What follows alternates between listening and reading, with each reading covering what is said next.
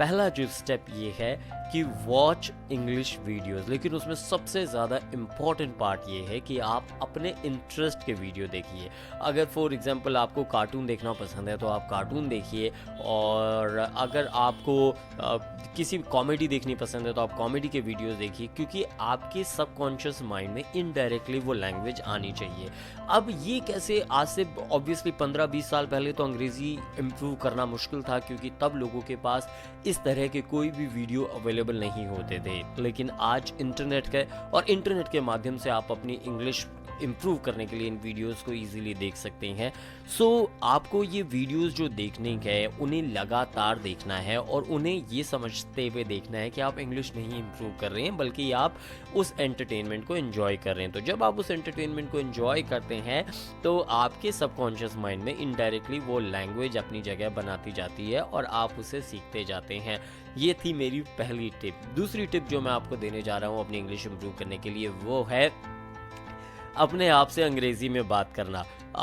इसके लिए आपको क्या करना पड़ेगा, अब आप अपने आप से अंग्रेज़ी में क्या बात करें, इसको कहते हैं टेक योर ओन इंटरव्यू, जिसका इस्तेमाल मैं भी बहुत बार इसके लिए करता हूँ। इसमें आप अपना इंटरव्यू खुद लीजिए, because you do not have any sort of the atmosphere where you can have the conversation with other people in English language. So इसमें आप खुद से ही सवाल पूछिए, खुद से ही जवाब दीजिए। Tell me about yourself, hi my name is Girish Sharma and I am from this, okay so how did you started your journey. So आप खुद का ही इंटरव्यू लीजिए, रोज़ इस चीज़ को कीजिएगा आपको, तो आपके भीतर जो कॉन्वर्सेशनल जो इंग्लिश होती है, बुकिश इंग्लिश एक डिफरेंट होती है, लेकिन जो कॉन्वर्सेशनल इंग्लिश होती है, यानी जिसे हम डे टू डे लाइफ में यूज़ करते हैं, वो आप इजीली बोल पाएंगे। बढ़ते हैं अगले स्टेप की ओर। पॉइंट नंबर 3 है what you did since morning. Alright, जब भी आप रात को सोएं तो सुबह से उठ करके आपने आज सारे दिन क्या कुछ किया है। रात को सोने से पहले 15 मिनट आप इस चीज़ की प्रैक्टिस करें। आप देखेंगे कि आपकी लाइफ में सिर्फ और सिर्फ 1 महीने में करिश्मा हो जाएगा। आपको उठना है, आपने क्या कुछ सुबह से किया है वो रात को सोने से पहले आपको अंग्रेजी में दोहराना है। I woke up early in the morning at 5 o'clock, then I went for the morning walk, then I had my breakfast and after that I started making a YouTube video. So देख रहे हैं आपने जो कुछ सुबह से किया है वो कॉन्वर्सेशन आपने बोलना है। इससे आपका पास्ट इंडेफिनिट टेंस जो है वो परफेक्ट होता है। और उसके बाद क्या है, दोपहर के किसी भी समय में, ये तो था थर्ड स्टेप, मुझे हमेशा मैं भूल जाता हूँ कि टिप नंबर कौन सा है। ऑलराइट, तो नेक्स्ट टिप इसमें है वो ये है कि what is happening around me. ये आपको दोपहर के किसी भी एक समय पे 15 मिनट आपको देने हैं। What is happening around me, okay, मेरे आसपास क्या कुछ हो रहा है वो मुझे बोलना है। Alright, I am making a YouTube video, alright, people are shouting on road, my mother is preparing food, my brother is watching television and और ये तो हो गया what is happening आपके अराउंड क्या हो रहा है। alright, so what is happening at bus stand, alright, तो ये आपको प्रैक्टिस करनी है कि बस स्टैंड में वहाँ पर क्या हो रहा है। alright, the people are eating food right now, क्या हो रहा है वहाँ पर, few people are waiting for the buses। इस तरीके से आपको अभी एट प्रेजेंट क्या हो रहा है, इस पर्टिकुलर स्टेप की भी आपको रोज 5 से 10 मिनट दोपहर में प्रैक्टिस करनी है।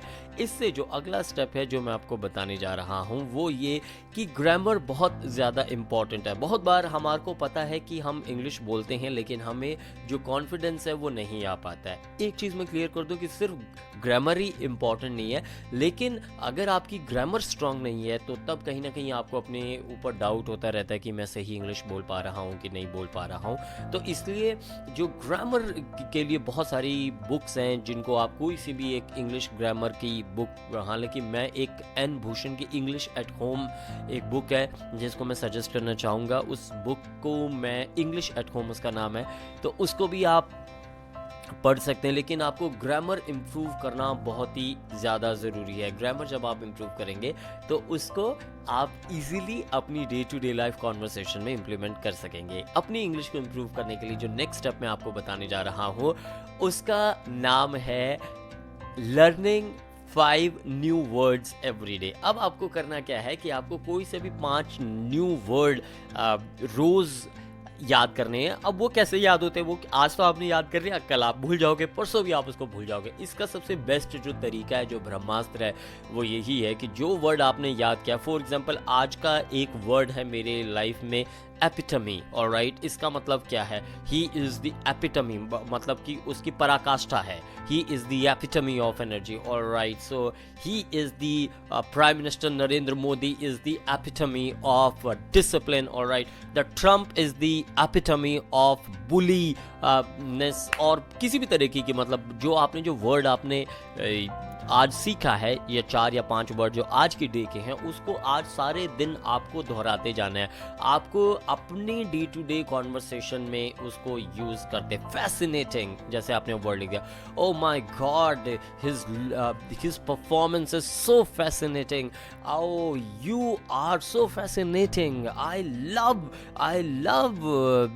Love watching Indian classical music, it is so fascinating. So जो आपने आज की डेट में जो वर्ड सीखा है, उसको आज सुबह से लेकर रात तक आपको यूज़ करना है अपने डे टू डे कॉन्वर्सेशन में। जितनी बार आप यूज़ कर सके, आप देखेंगे कि वो वर्ड आपके सबकॉन्शियस माइंड में बैठ गया है और उस वर्ड को आपने सीख लिया है। उससे अगली टिप जो है, मैं जो टिप बताने जा रहा हूँ, वो थोड़ी सी सिंपल लगती है, लेकिन उसका जो इम्पैक्ट है वो इंग्लिश इंप्रूव करने में बहुत ज़्यादा है, जिसको बोलते हैं रीडिंग न्यूज़पेपर लाउडली। आप रीडिंग न्यूज़पेपर या कोई भी बुक, बड़े से बड़े जितने भी अच्छे इंग्लिश के स्पीकर्स हुए, क्योंकि जो आपका, जैसे फॉर एग्जांपल कोई भी एक नया वर्ड एक बच्चा सीखता है, तो जब वो सबसे पहले उस वर्ड को बोलता है, तो उसका जो टंग है, माउथ है, उसको उस चीज़ की प्रैक्टिस हो जाती है। उसी तरीके से जब वो वर्ड को रिपीटेडली बोलता है समझ लो, तो जब वो वर्ड को रेपिटेटिव बोलता रहता है, तो कहीं ना कहीं उसका जो माउथ है, जो पोजीशन है, वो नेचुरली उस वर्ड के लिए कंफर्टेबल हो जाती है। उसी तरीके से जब आप अंग्रेज़ी बोलेंगे, तो कैसे बोलेंगे? आपको लाउडली न्यूज़पेपर पढ़ना है।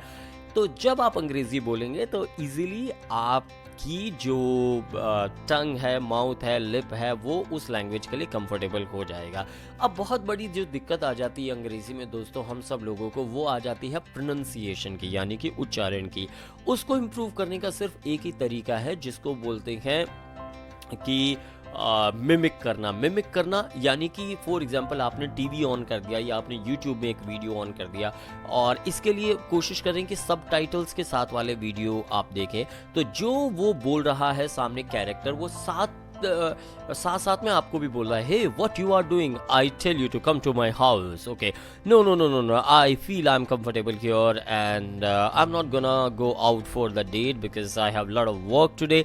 सो जो सामने वो कैरेक्टर बोल रहा है, वो एज इट इज़ आपको मिमिक करना है, यानी कि उसकी मिमिक्री करनी है, उसकी कॉपी करनी है। तो जब आप उसकी एज इट इज़ मिमिक्री करेंगे और कॉपी करेंगे, तो आपकी जो प्रोनंसिएशन है वो नेचुरली ठीक हो जाएगी। और इसका एक जो अलग से फ़ायदा मिलता है, वो ये कि जो आपके बोलने का जो तरीका है, या जो बोलने की जो शैली है, या बोलने का जो स्टाइल है, वो उस लैंग्वेज के स्टाइल से काफ़ी मैच होने लग जाएगा। वेल, आई होप कि ये वीडियो आपके लिए काफ़ी फ़ायदेमंद रहेगा, एंड आई होप कि इन टिप्स को आप अपनाएंगे तो अपनी अंग्रेज़ी को ज़रूर इम्प्रूव करेंगे। अगर आपको ये वीडियो अच्छा लगा हो, तो इस वीडियो को लाइक कर दिए। चैनल में अगर आप नए हैं, तो हर चीज़ की knowledge, personal life, professional life की, मैं इस चैनल में आपको देने वाला हूँ, तो चैनल को भी आप सब्सक्राइब ज़रूर कीजिएगा।